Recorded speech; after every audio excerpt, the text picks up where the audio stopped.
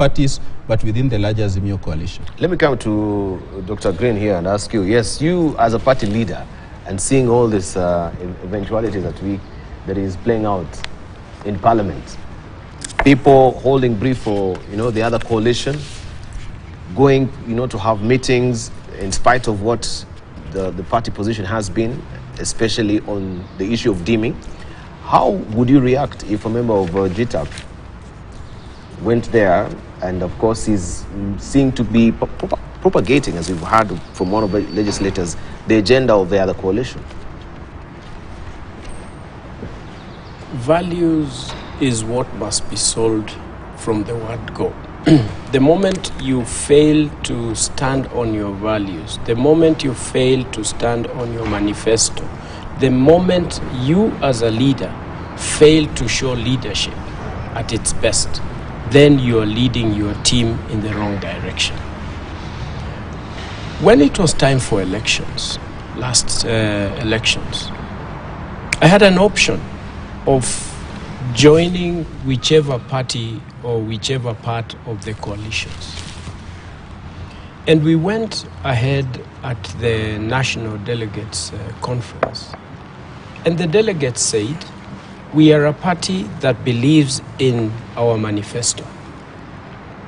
We have not yet seen, as at that time, the manifesto for Kenya Kwanza. Mm-hmm. We have not seen the manifesto for Azimio. Mm-hmm. How can we go joining when we already have a document that is already clear and defines us? Mm-hmm. And it was very firm at the NDC that we are not going to join any side of coalition, however much I knew where I belong or what I can support.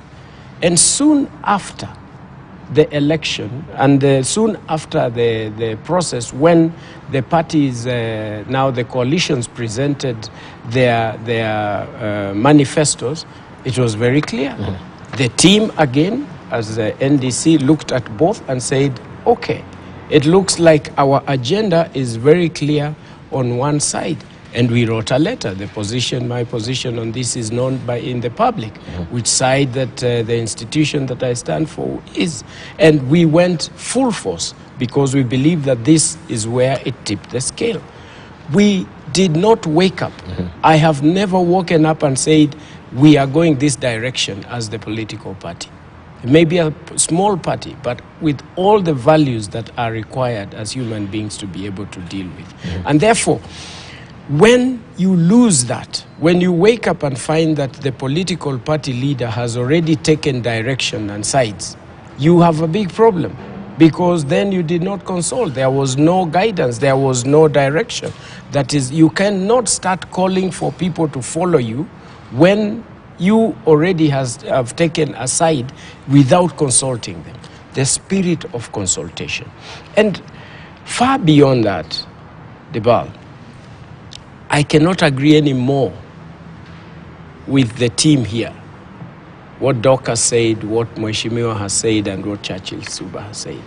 It actually brings out the importance of having a foundation that we must have in this country, to reconstruct, to reinvent our country, to reorganize, to empower and to secure. Because we are headed, the same problems that Kenyatta, the founder of this, the founding president, had. He was talking about umaskini, ugonjwa, and what was the third one? Ujinga. How can it be that 60 years later we are still talking about the same thing? Every president, when he comes on power and into power, there is a big stop sign. Now it is no longer a stop sign. It's a big trench. You can't drive over. The road is closed. Why? Because we got to go back to the foundation. We must think about our country 30 years to come.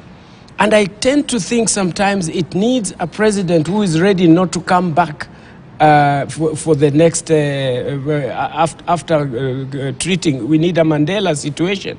And it can be achieved in one way or another, creating that foundation. But the concept of unity, and therefore the inclusivity, is based on merit. How, as a country, can we deal with these things? We have an opportunity to make sure that we contribute to national development without necessarily undermining leadership. There's a role for the opposition. There's a great role for the leadership in power. Everyone has a role, and Kenya is bigger than any one of us. Our country expects us to go to greater levels that we can be able to achieve. Perpetuating economic instability is a crime that is not only so serious here on earth, but also in heaven. Our country has seen 2007, where we had such a huge problem. We have gone through 2017, where we have gone through so much and lives have been lost. We seem to be playing around with fire.